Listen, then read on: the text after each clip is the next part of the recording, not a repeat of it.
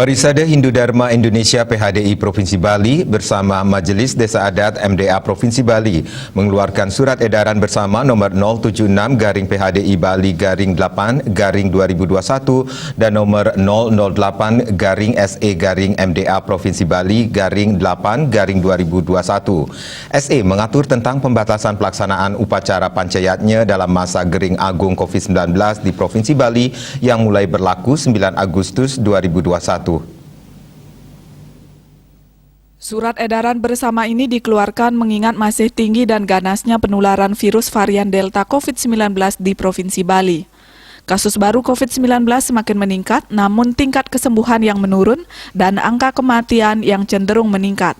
Oleh karena itu, upaya pembatasan kegiatan yang berpotensi menimbulkan penularan virus varian Delta COVID-19 perlu dilakukan demi keselamatan dan kerahayuan bersama, serta menyelamatkan jiwa Krama Bali.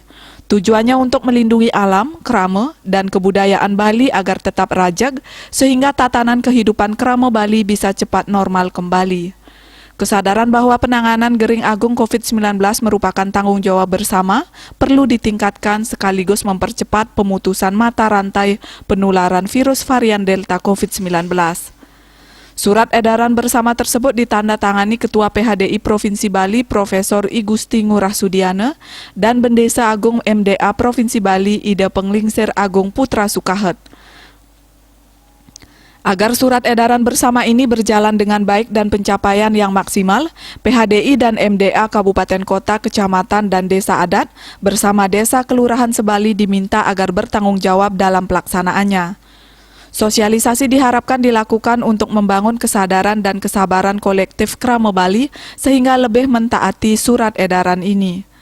Satgas Gotong Royong Desa Adat bersama relawan desa kelurahan perlu diaktifkan kembali.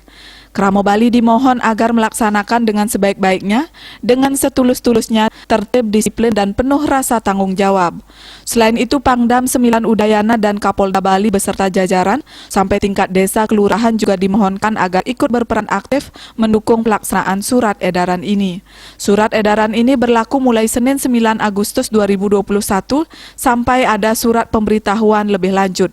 Apabila ketentuan surat edaran bersama ini dilanggar, maka sanksi dapat ditegakkan oleh aparat penegak hukum positif.